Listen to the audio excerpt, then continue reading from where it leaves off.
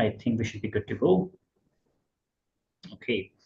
If you are a founder who has never been ghosted after a round of flattering words, you're probably as mystical and rare as unicorn. Most founders don't want sugar-coated and meaningless compliments. They want blunt honesty and tough questions. Yet too often, they are handed empty compliments or vague promises. After all, who wants to offend tomorrow's billionaires? The truth is, the real feedback does not break founders, it forges them. It is the fuel that helps them grow, sharpen their ideas, and ultimately thrive. And that's exactly why EthAum created roast sessions. No filters, no fluff, just raw, unvarnished feedback from seasoned experts. Think like Shark Tank, but stripped of theatrics and packed with insights. Today, Sujit and team founders of NyuktAI step into the spotlight. They are here to pitch the Nyukt solution, tackle some difficult questions, and hear what a diverse panel really thinks about the go-to-market strategies or scalability, differentiation, defensibility, and so on and so forth. We'll quickly get into the introduction of our esteemed panelists. So I would request Nara to please introduce himself. Nara, please. Hi, thank you, Pankaj, for this opportunity. So myself, Nara Krish. I'm the Group Chief Financial Officer of Rana Holdings, which is a global conglomerate with its headquarters based in UAE, in Abu Dhabi. We are likely to go for IPO Q4 next year in New York Stock Exchange. So we are as a multiple vertical. One of them is healthcare. Other than that, it's going to be housing large industries, AI and innovation centers. That's who we are at this moment. So we can Fantastic. go there. Thanks a lot, Nara. Really appreciate your time today. I'm sure that you're going to bring a lot of experience and insights from your expertise. So thanks a lot for joining us today. May I request Max to go next, please? Absolutely, my pleasure, and thanks for making me part of this again.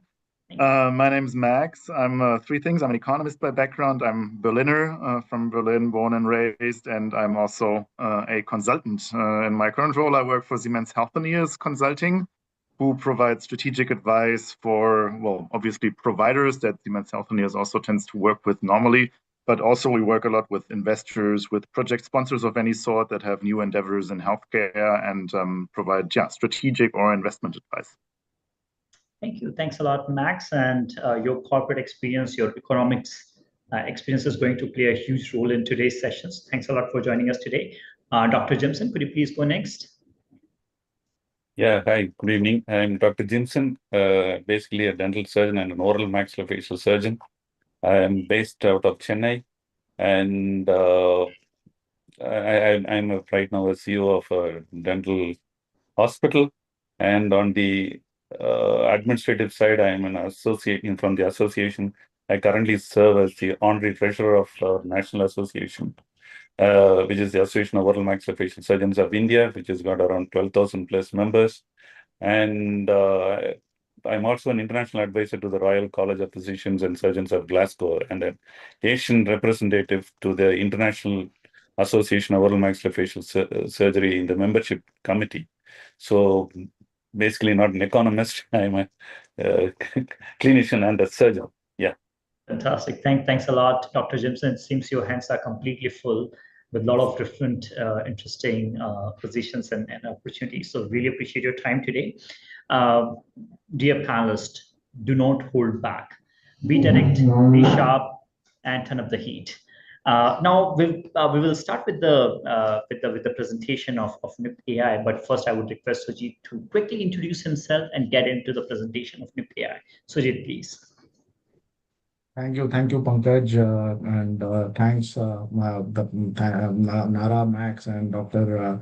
Jimson to join the roast session of NyuktAI.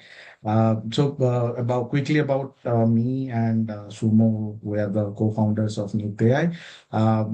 With more than 17 years of experience, we come from technology, strategy consulting background, moved on to venture building. So this is our the fourth venture together. And prior to this, we had launched a fintech in GCC, which is still operating and live.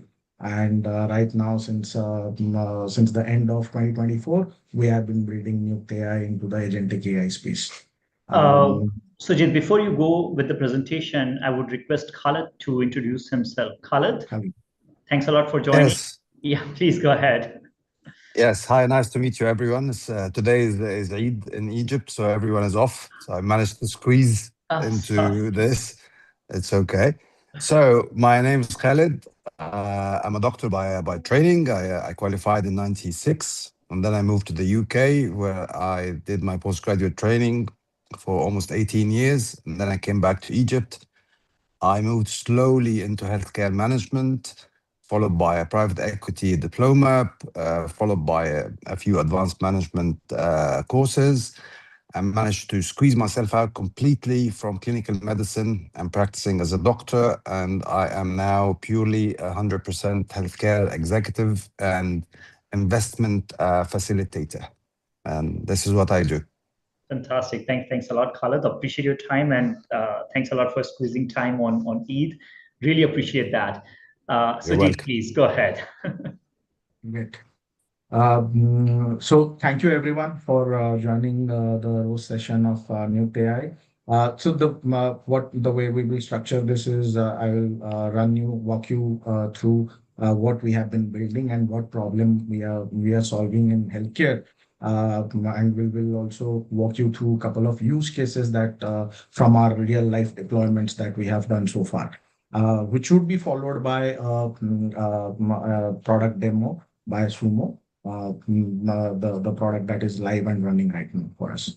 So with that, so let me share my screen. Sujit, I would request you to speak a bit louder, please. Yeah. Is it better right now? Better. Yeah, please go ahead.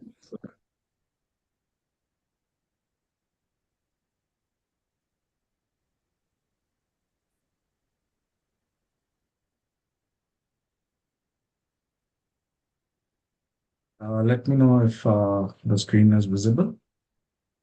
Yep, it is visible. Please go ahead. Great.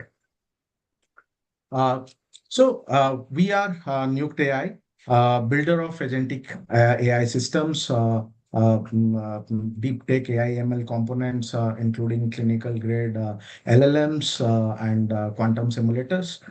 We are based in UAE, accredited with Dubai AI license, with our tech and research centers in India, powered by strategic partners and ecosystem partners, which includes VCs like EthAum, and GII, which is Gulf Islamic Investments, and also it includes top research institutes who are our research partners, along with global tech companies.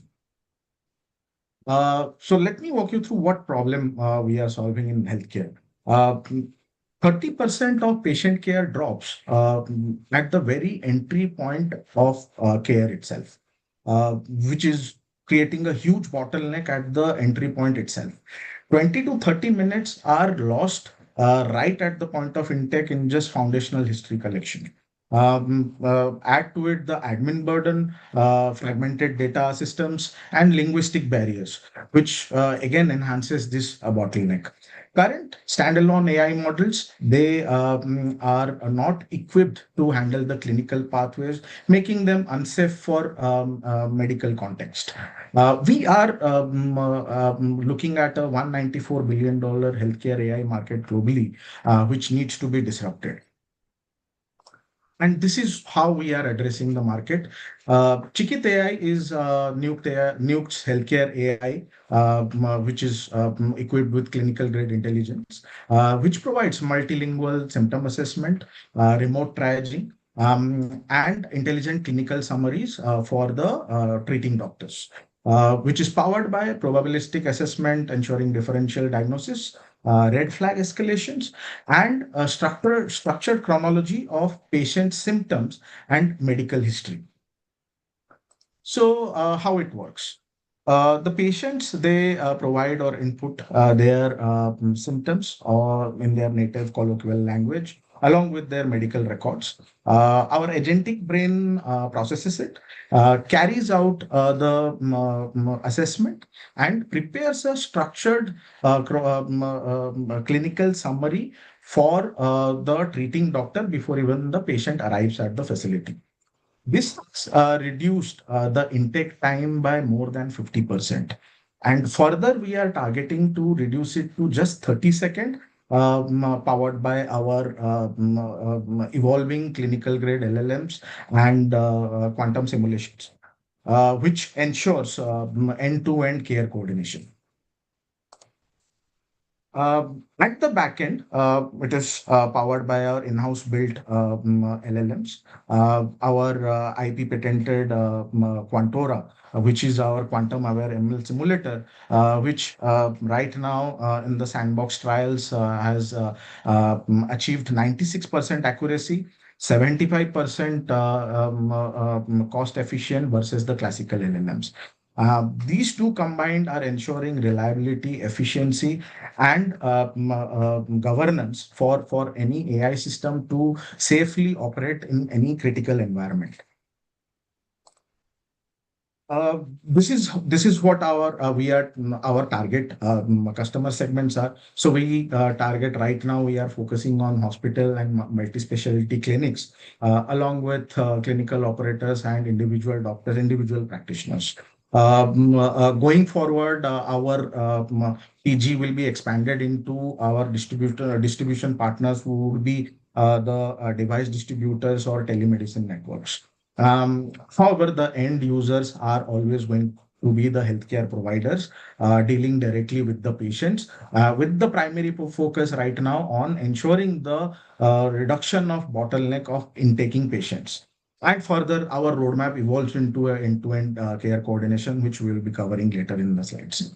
Right now, we are operating in a subscription model for them, and which is also offering them usage-based various AI tools and frameworks, which is based on API calls that they would be doing for OCRs or diagnosis that they carry out.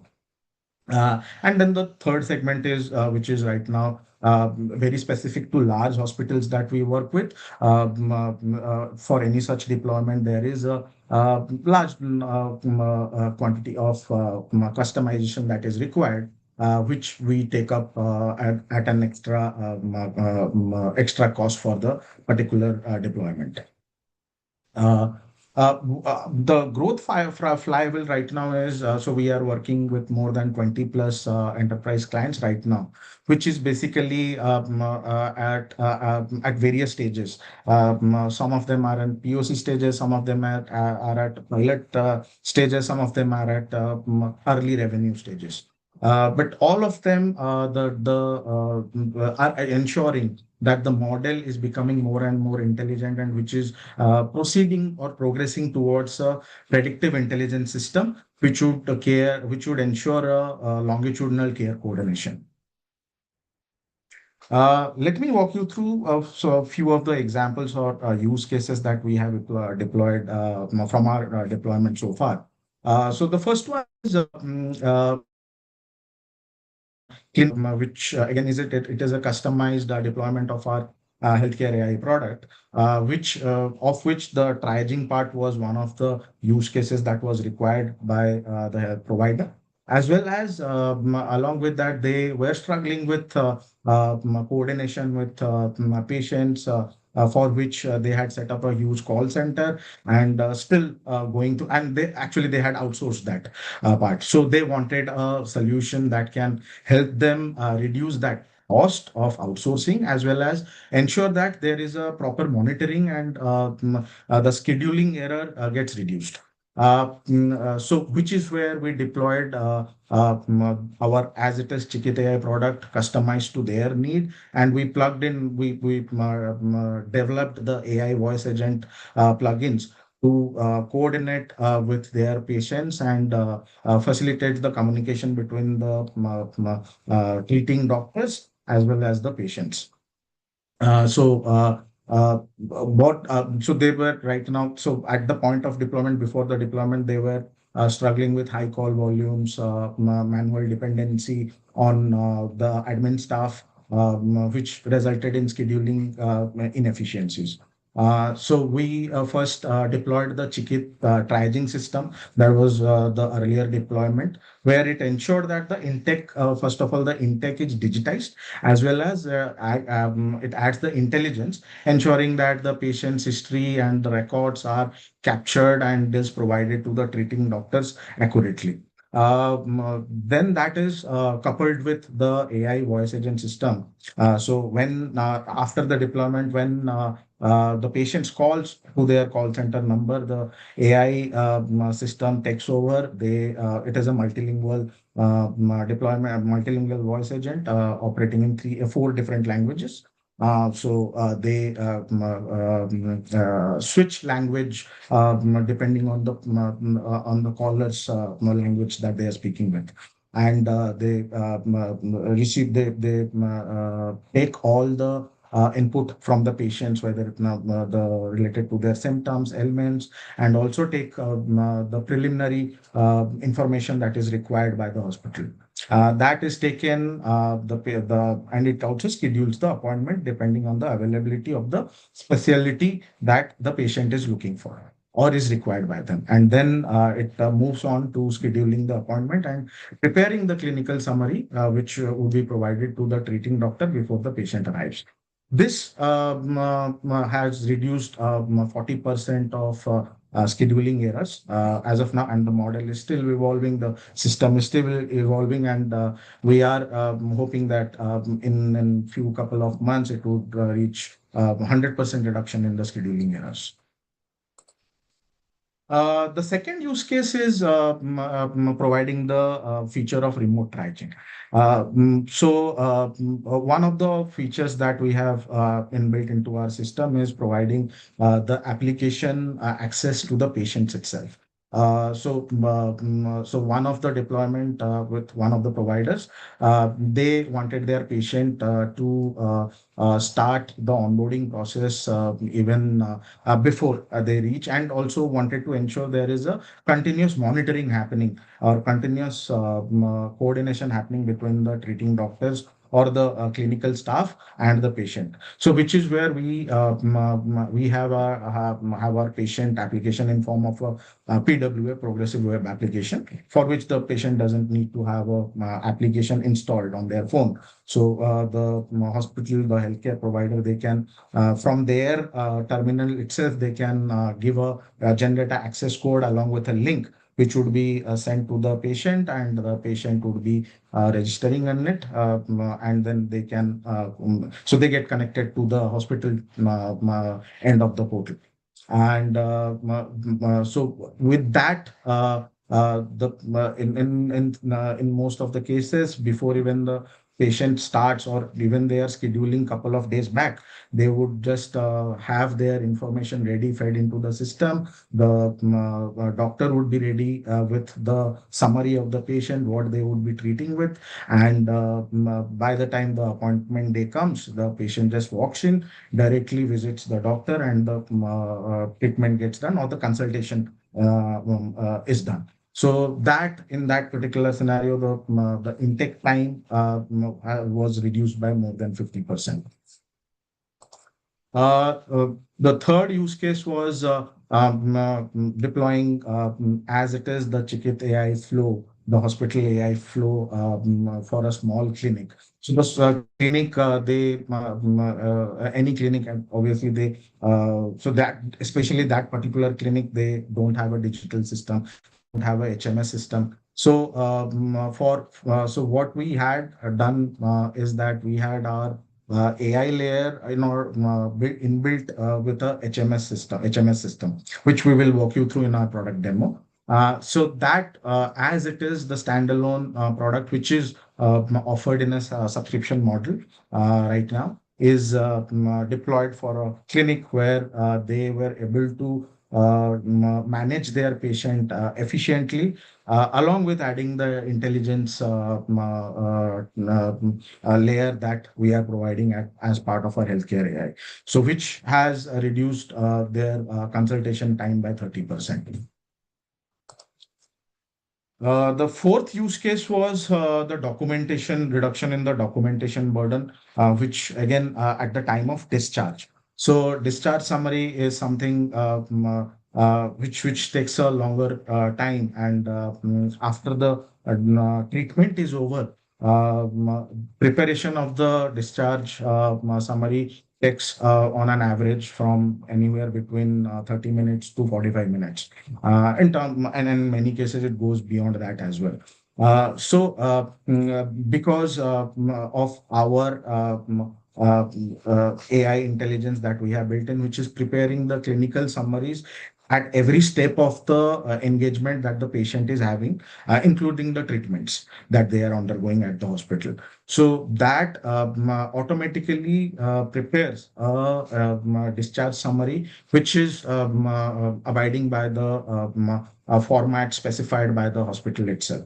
So it creates the discharge summary, and the next step obviously is to integrate with the processing insurance processing that we are still working on, which is targeted to ensure to achieve a faster claim processing after the discharge is run at the time of payment. But as of now, the discharge summary preparation has reduced. The time taken for discharge summary generation has reduced for them by 70%. So these are the use cases now. This is our roadmap on the ML models that we are working on. Right now, our ML model is trained on general practice because this is after surveying 200 plus hospitals across GCC and India. What we have found out that more than 50% of the GP's bandwidth go into looking after 80% of non-critical cases. So which is again creating that intake barrier for any healthcare provider. So that is why we focused on GP general practice, and the first model that was developed was so our Chief Research and Development Officer, he comes with 30 years of AI ML research with healthcare background, and one of the model was trained on clinical diagnosis. So that model was taken and is trained on GP model. Right now, we are working on emergency medicine, which right now we are training it on accurate risk detection and emergency triage to facilitate emergency triage. This will be followed by radiology, oncology, pathology, cardiology, and much more specialties that we want to cover as part of end-to-end care coordination. This is the entire platform and the product roadmap, where right now we are at a stage where we are taking care of the intake. In the next phase, we will be moving on, as highlighted before, that we would be focusing on each specialty. So building various inferences of the models and fine-tuning those models to cater to various specialties. That would be followed by an end-to-end care operating system, where every deployment or every instance of our system would act as a command center for any hospital and intelligence center for an hospital. This would be followed by a complete end-to-end predictive intelligence layer, where the care would be not only at the facility, provided at the facility, but would also be provided across hospital chains, clinics, and at home care settings. So that's the end state that we have planned as for now in our 4 to 5 year roadmap. This is the team behind NyuktAI. Soumo and I have been working together since more than a decade. recently joined our Chief Research and Development Officer with 29 plus years of research and development experience in AI, ML, and quantum computing, backed by 20 plus AI, ML engineers and data scientists. So the team combines the technical expertise with the execution prowess. So me, Sumo, and a few of our core team members, our last venture was a success in GCC, still live and processing more than $15 million of logistics payments every month. So thank you everyone for your time. I will now request Sumo to give us a walkthrough of the product. I'm sorry, Sujit. Yeah, can we please take some questions before getting into the product demo so that at least there's some time for Q&A? Sure, definitely. Panelists, please feel free to unmute yourself and start with some burning hot questions that you have in your mind. Thank you. Maybe I'll just start with an easy one on your presentation right away. You mentioned 50 minutes per like patient-doctor interaction per visit somewhere. I'd be interested where that number comes from, and also the improvement that you're making upon this. Is this based on your case study, or is that general data? This one. So Yes. so this is as I mentioned that before we started building the healthcare AI product, we spoke to almost more than 200 healthcare providers, and at least 500 plus doctors that we spoke to. We surveyed basically. And this is what I mean from the healthcare providers. This is the average number that came to, of which 25 minutes is just in intaking. 15 minutes they spend on the consultation time on an average. And then the discussion and planning was 10 minutes. So that was the end-to-end process. So this is an average number that we got. Okay, interesting. I mean, for me, that seems extremely high, and I wouldn't know many providers that have this number. But I mean, if that's your experience, then fine. What is there any specific geography that this is based on, or that you're also targeting? And this part of the second question I had, anyways. Yeah. So right now it is GCC and India. Okay. Yeah.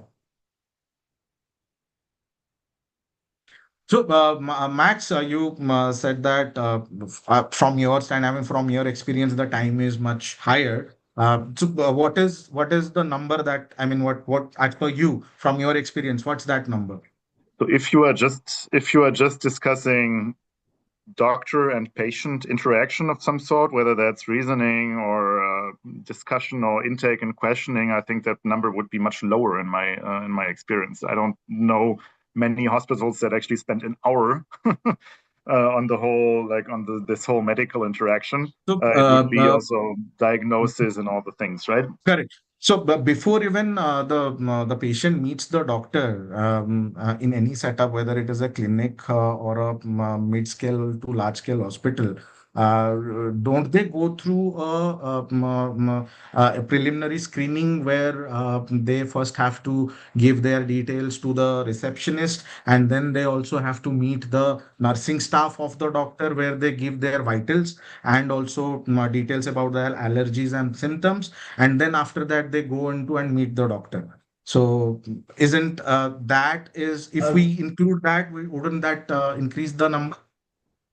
Yeah. Yes, I guess that's where my question was heading a bit. What does this include, and what's exactly covered by this? Because obviously, before you go in a CT, you will also be asked, I don't know, on your medical preconditions, not relating the actual diagnosis and all of these things, right? Absolutely. So the intake and questioning time, the blue band that you see, that includes all these steps that I just made before even meeting the doctor. So the green is where the patient meets the doctor.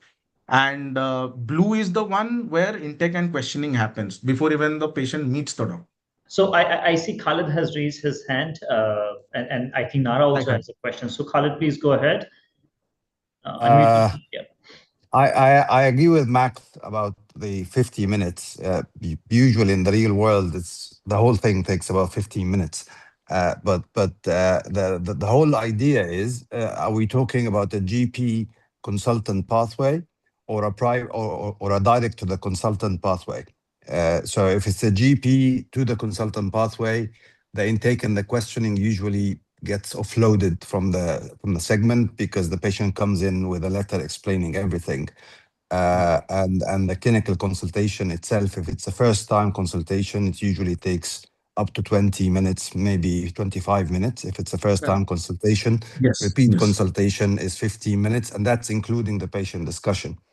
That's the norm in Europe, for example, and even the norm in Egypt. In Egypt, we calculate our clinic capacity at 15 minutes per patient per hour. So 4 patients per hour, maximum 3. Yeah, let's So get that, to yeah. I have a question for Sujit. 2 questions actually. First, who takes the blame if the AI model makes a mistake? Is it the hospital, the doctor, or the company? So this is something that who is regulated.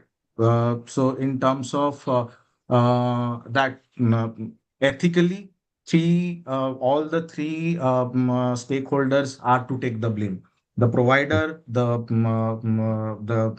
front end person who is directly dealing, and the hospital provider who is basically deploying this. But what we do is that it is always human in the loop system where our system doesn't directly diagnose or provide that diagnosis to the patient directly. It is always through the treating doctor, where the doctor is provided with the diagnosis, with the summaries, with the clinical summary of the patient. Now, depending on that, the doctor takes a call on whether to use it or to change it, or to completely discard whatever the AI has provided to them.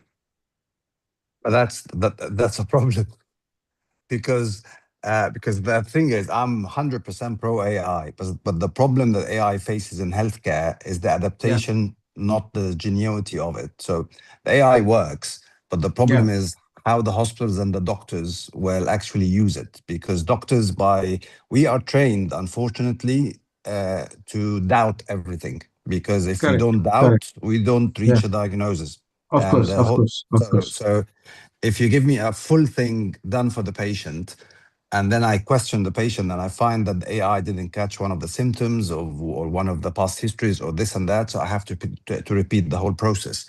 So that brings me to the second question. When you were building your agentic AI model, did you validate the triage output against clinical scenarios, and you have papers for that?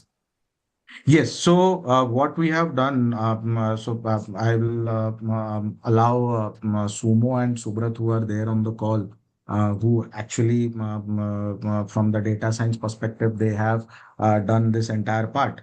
But yes, what we have done is we have tested the POC trials that I spoke about is what exactly we are doing right now, and we have achieved that. So in terms of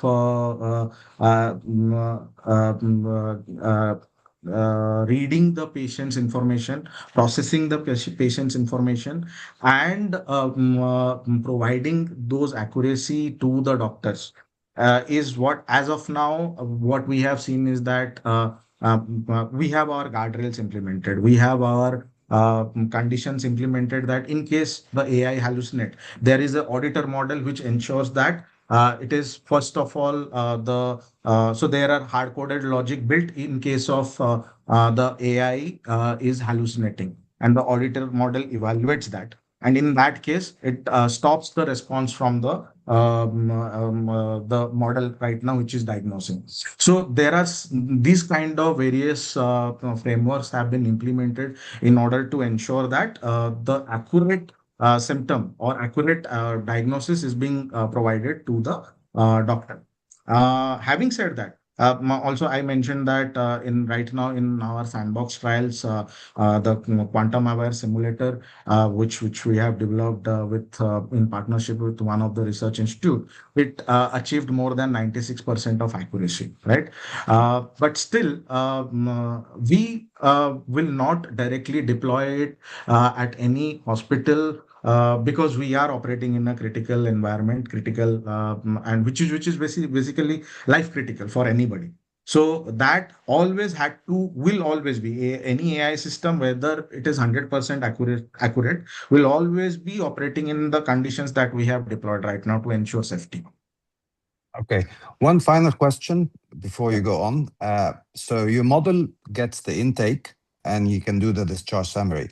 So then you have to integrate with the current HMIS or EMR of the hospital. So so what do you do if you can't integrate?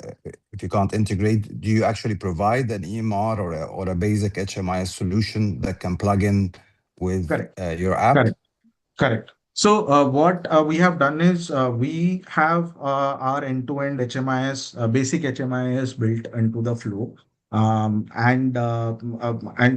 way the system works is as a intelligence overlay over any existing system of the hospital. So and obviously the objective is that no disruption to the current workflow happens wherever we are deploying. So in order to ensure that we start with whenever we deploy, we start with a soft, not even a soft integration. That will always be in a, so the discharge summary would be generated and the admin staff will have it and forward it or directly manually integrate into their system, which ensures that the current hospital system is not impacted by any way.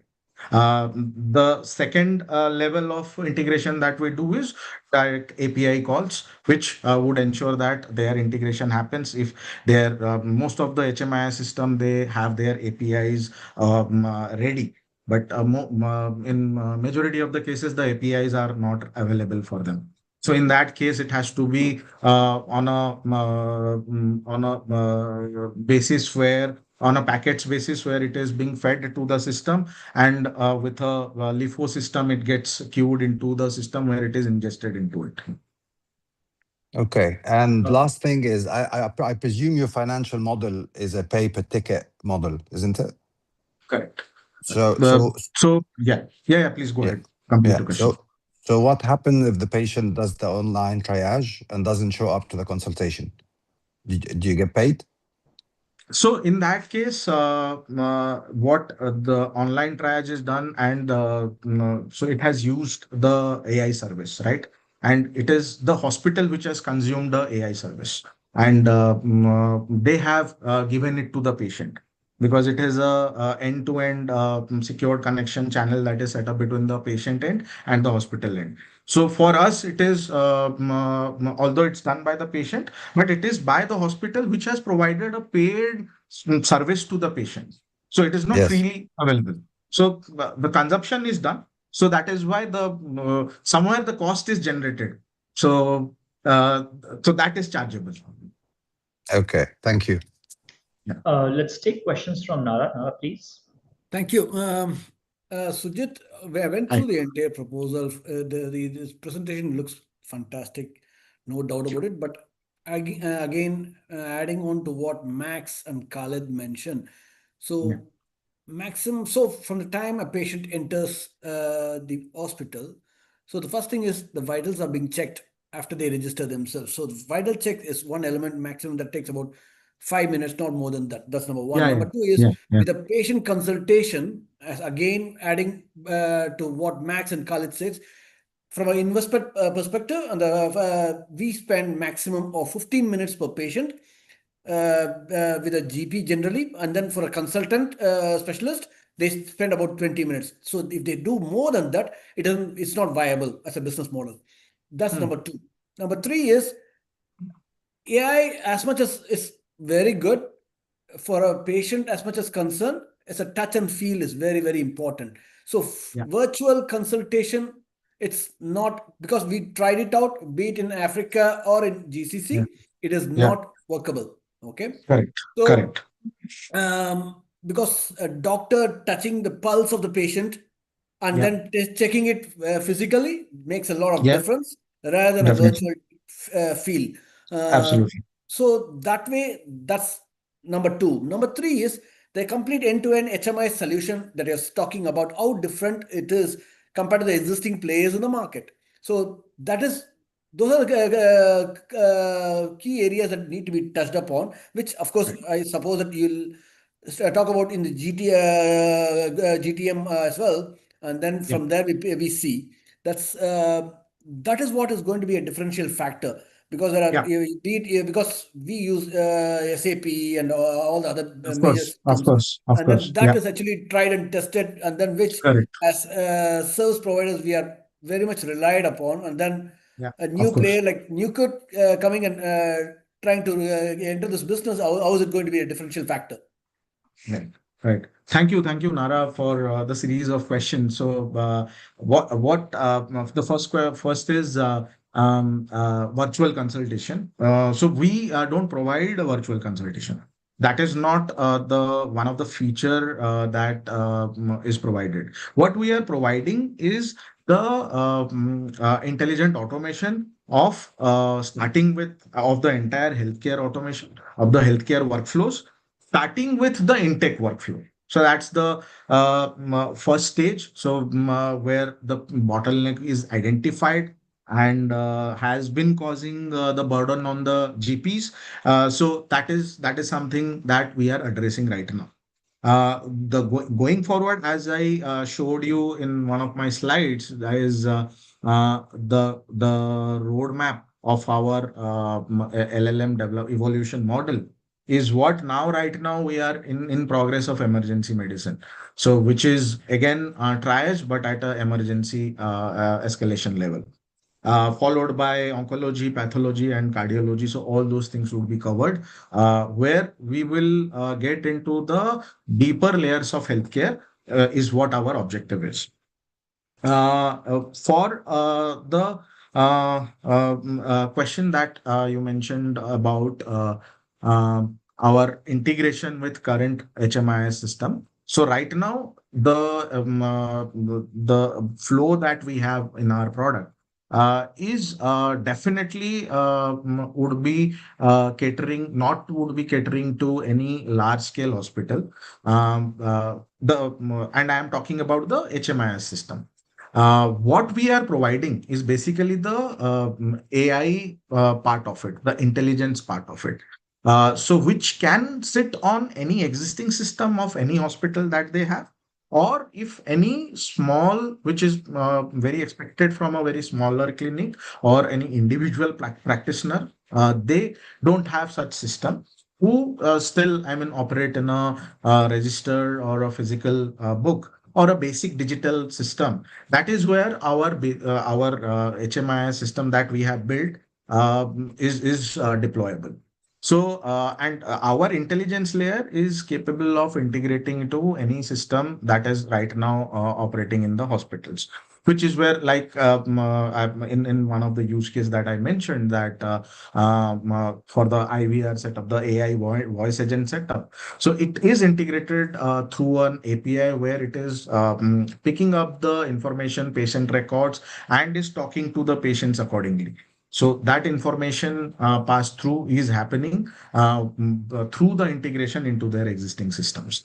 So yes, Nara, I hope I have answered your questions, or have I missed out anything? No, thank you so much for the clarification. Of course, the clarification that was which I was looking for is this is ideal for a smaller clinical setup rather than or a mid-size or a big hospital setup. Yes. Yes. Thank you. Thank you, Nara. For the big and large size, what from our experience, they always go for the custom deployment. They have their requirements, and we have always ended up in customizing the solution for them to integrate into their workflows. So smaller is direct integration. See, but the thing is, see, currently, since you're focused on GCC and India, as you said, but majority of the business, especially in the healthcare side, majority of the business in GCC or in India is dominated by the big players rather than any small standalone operators or service providers per se. Because in India, the Manipal Group or the KIMS, those guys, they dominate the market. Similarly, in the GCC in UAE, it's dominated by Burjeel, Pure and others. So the small standalone hospitals doesn't feature much. And then if at all, if it is there, it's going through a consolidation process. So you're going to be taken over. So if they are going to be taken over, the systems that's going to be used in those standalone hospitals in the future is going to be that from the main acquirer. So thereby, how are you going to be managing that kind of competition coming through? Because when the big player comes in, then again SAP or Oracle is going to take over the functionalities, not by Nyukt. That's absolutely correct. What we are, again, our differentiation will always be building the intelligence rather than the building the application layer for any industry or for any provider for that matter. So our focus, the primary focus is building that intelligence, which is powered through our quantum prowess or the LLMs that we are working on and building. So that will always stand out. So even if our flow is not getting integrated, even if the bigger player comes in, they are never our competition. We will always be the provider or the upstream, downstream partner for them. Okay. Let's thanks a lot. I think there are more questions from Max and Khaled. So Max, please go ahead. Yeah, thank you. I mean, that basically is a follow-up question on the topics that have just been discussed, because I think especially also the different use cases that you showed us. I mean, I understand that you're kind of providing the, let's say, AI core of these solutions, but the way you're applying this to these use cases is a bit like an AI-powered consulting service, if you will, at the moment, meaning that you, together with your customers, are kind of developing the solutions on how they could use that technology to improve their workflows. Now that is good in a way, but it also makes it difficult for you to scale across a large number of organizations because you don't have that type of standardized product that will deploy, on a large basis, right? How do you see that? Right. So, out of these three use cases, the direct implement or the scalable product would be the clinics, where they use the as it is flow of the product, the way it is built. With larger hospitals, in terms of workflow, in order to ensure that their workflows are integrated, or the intelligence, the actual service or the actual product that we offer or the tech that we offer is the intelligence, and which is being integrated into their workflows. So for that, the customization is being done. So we will whatever the flows. The customization, or like you mentioned, that we are working with. So one of the first use cases that I showed is this AI voice engine deployment. So that particular healthcare provider had imminent requirement of handling the patient queries and patient volumes, and they have a requirement of and they had an objective of how they can reduce that errors handling for the through the outsourcing partner that they have provided. So in this case, yes, we have worked with them to jointly deploy it, but what we are providing actually is the intelligence which is powering the workflows, not the workflows itself. In order to deploy it, yes, that would be required. But I think the scalability, when the factor of scalability comes into picture, even if they are not using the as it is flow or the deployment of what we have provided, but they can definitely leverage from the intelligence that we are providing.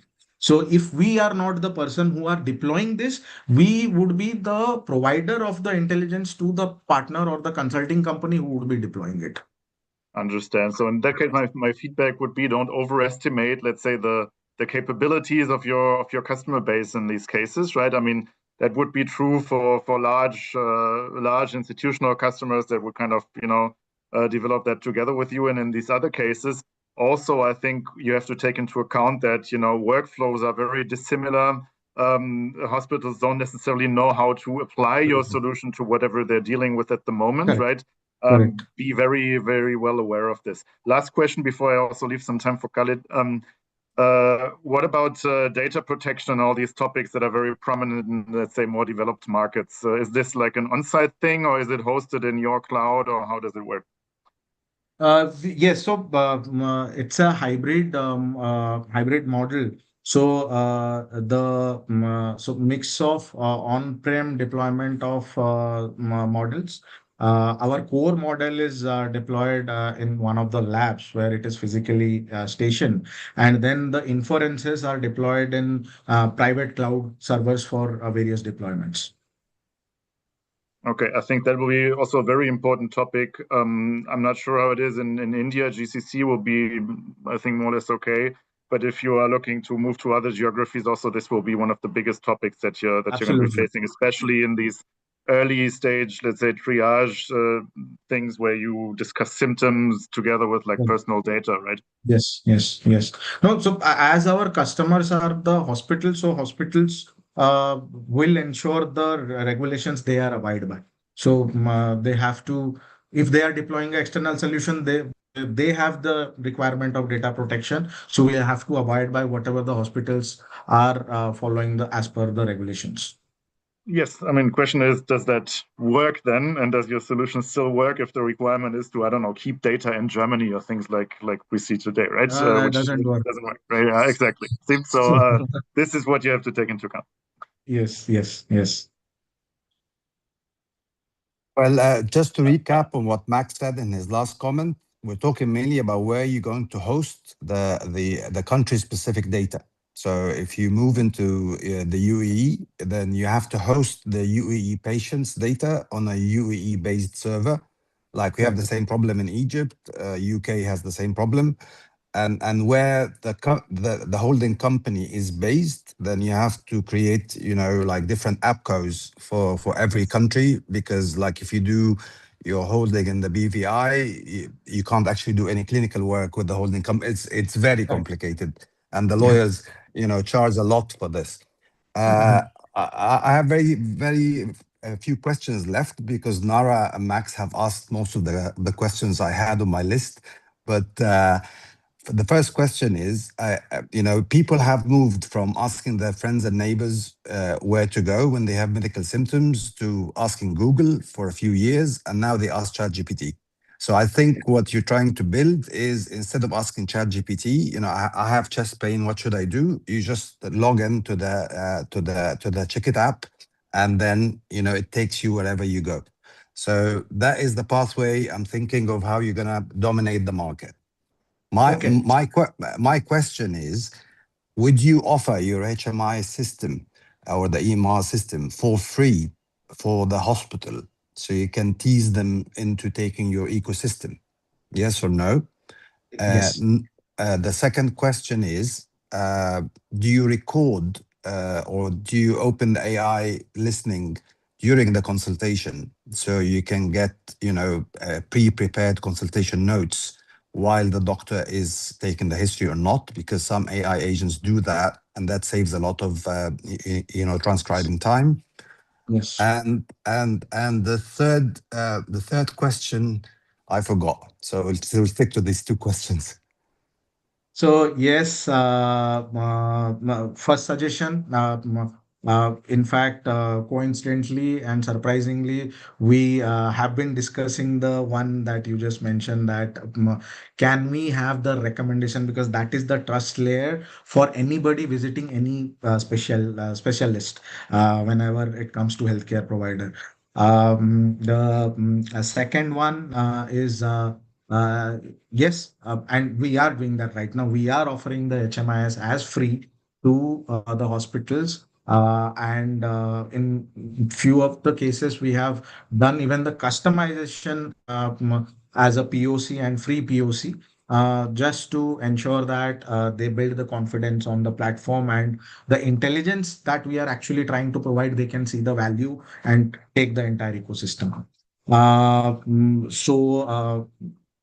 Third one is consultation listening, and we are actually working on it, and this is one of our test devices, if you could see, which I mean now, and it is something that Sumo. When did we start working on this thing? I think early August last year is something we working. It's a device that we procured from one of the providers in USA, and we are now customizing it to transcribe and listen to the consultation process, which should built in. So that is one of our roadmap feature roadmap that we are working on.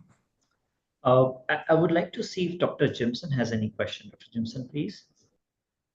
Yeah, basically, thank you. Basically, all the questions have been asked, but then a couple of comments from my side. From the presentation, I see that it's more of a GP tool rather than a specialty one. So how do you think, because different specialties like orthopedics, urology, or my own specialty, maxillofacial surgery, have entirely different symptom vocabularies. So is there any, specific, have you validated any your triage logic or anything like that? That is number one. Yeah. Number two, structured summary before a patient could enter our office is good, but then it should not be a poorly structured a summary, then no summary at all. So that will lead to bias in the treatment plan. And the last one that I would like to ask is coming from India. Yes, we have this mock doc and all those hospital management systems in India, but then what will be your realistic integration timeline? Because what happens in our country is that 70% of the Indian clinics do not, run basically on paper or basic software. Not just clinics, even big hospitals, sir. Yeah.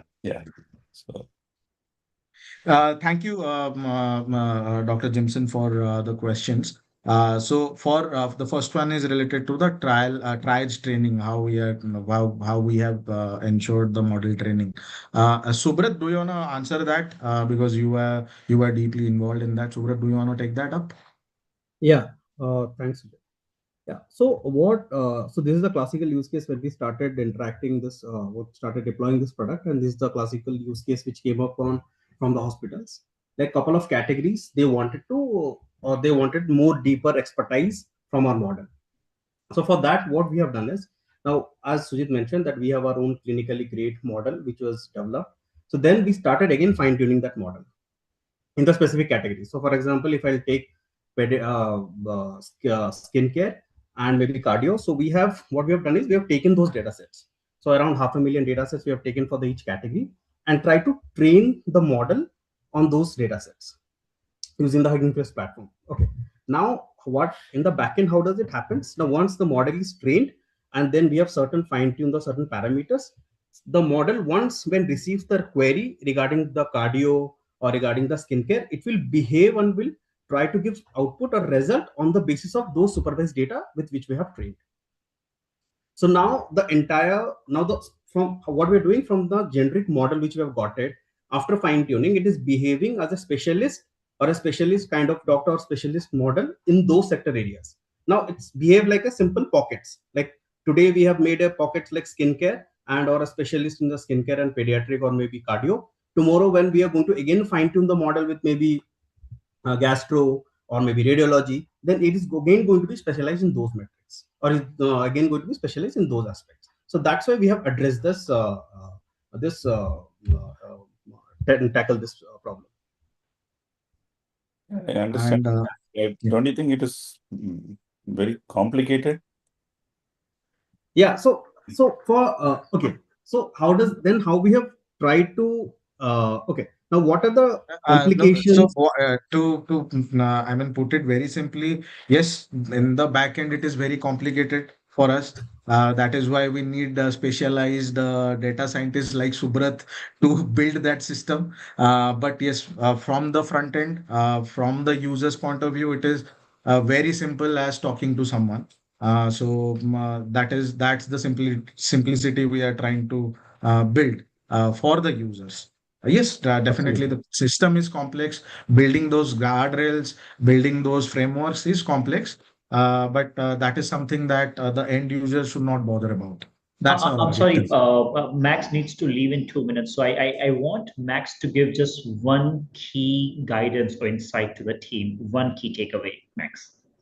Thank you. And sorry for having to having that hard stop. My key advice would be to get somebody into your team and actually, into your team that has that clinical experience, clinical knowledge about the processes and the changes that you're making to hospitals. So get some GP, ER doctor, some sort of, expert into your team, not just as an SME, but really as a committed member to work together with you on these things, because I think the technology is great. It's more the kind of application and how that integrates into the whole clinical environment that's very specific about healthcare, different than in other industries. So I think there you can really add value. Thank you. Well noted. Thank you. Well noted, Max. Thanks for this. Take care. Bye, Max. Bye. Thank you. Thanks for joining. Bye-bye. Yep. Khaled, I think you have a question. Yes, it's more of a remark, Sujit. I think your business model now is a B2B to the hospitals and is based on cost cutting and time saving, but Correct. not enhanced revenue. Okay, Yes. so I don't think it's very attractive to the hospitals because hospitals are mean. Okay, they want more money. They don't want less time. Yeah. Correct. So I think you should think about a strategy where you work more B2C. So you onboard the patients, you do the triage, and then you sell them to the hospital.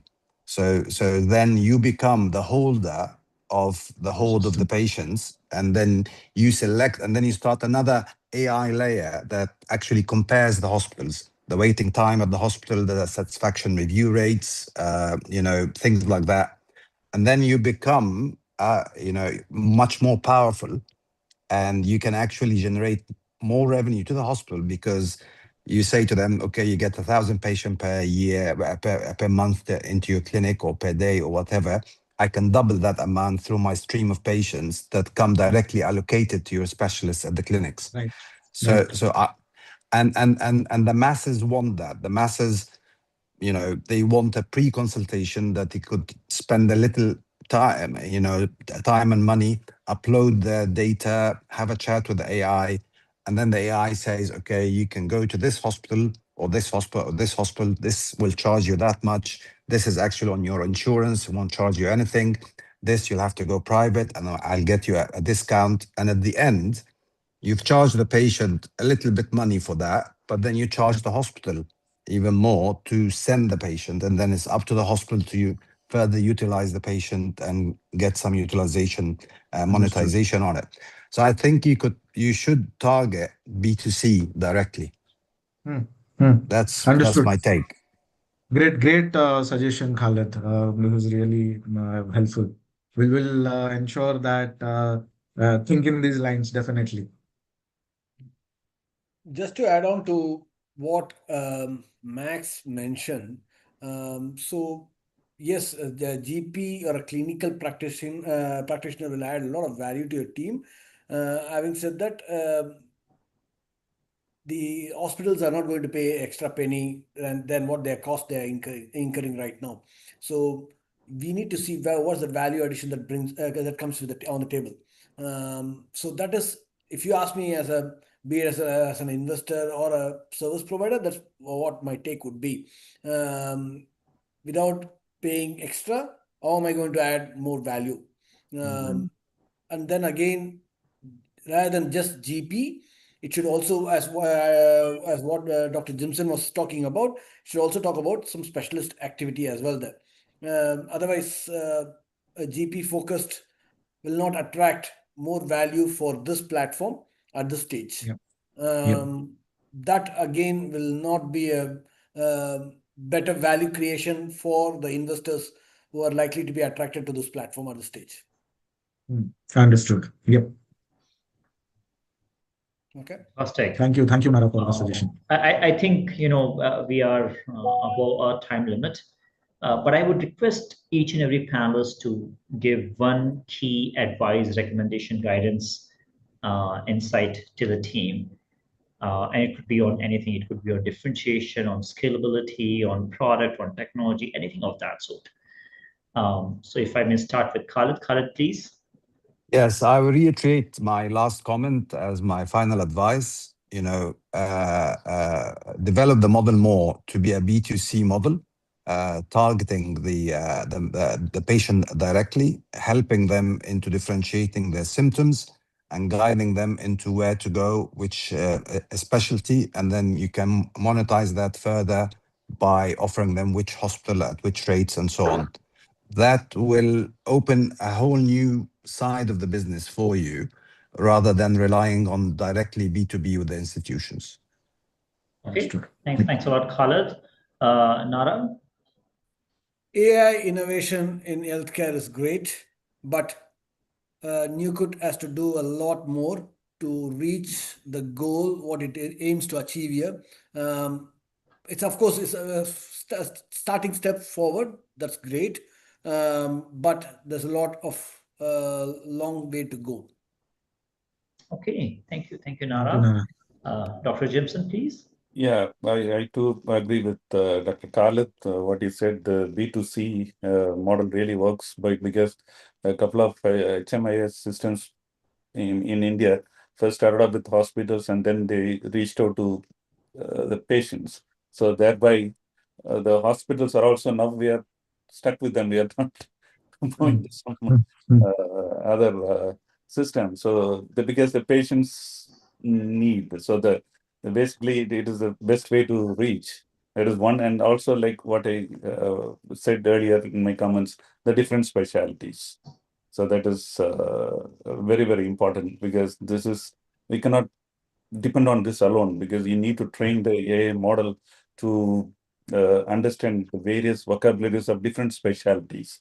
Otherwise, one mistake here, there the entire diagnosis, everything can go wrong because, as you said, you're spending less time in the case history taking because you feel that you already have all the data, the summary, and the patient already walks in. So, and then depend only on that. So I think you need to train the AI model. That will be my comment. Yeah, thank you. Thank you. Thanks a lot, Dr. Jimson. Thanks to all the panelists for the engaging, insightful conversation. I'm sure that each and every question, each and every insight is going to give a new perspective to Sujit and team. Sujit, apologies, we didn't have chance to go through the product demo. Hopefully we can do that in a side conversation, in a separate one-on-one conversation that you will probably have with all the panelists. Sujit, I think what you have done today is extremely commendable. You invited criticism for yourself on a live stream, public forum, and responded to it very positively with a smile on your face, without sweating, without crying. I think it was a very mild roast session. So yeah, definitely hats off to your guts, your positivity. It's quite inspiring. And I hope that I think the panel was generous to us. very generous, very generous. Yeah, that's right. But yeah, thanks a lot, everybody. And I hope this session brings new ideas, new energy, growth trajectory to Nyukt. Really appreciate your time, and I'm sure that we will reconnect later to explore more synergies and support each other and probably create a healthcare ecosystem which is more affordable, accessible for everybody. Thank you, everybody. Thank you. Sure. Thank you. Thank you for the invite. Thank you. Thank you very much. Thank you.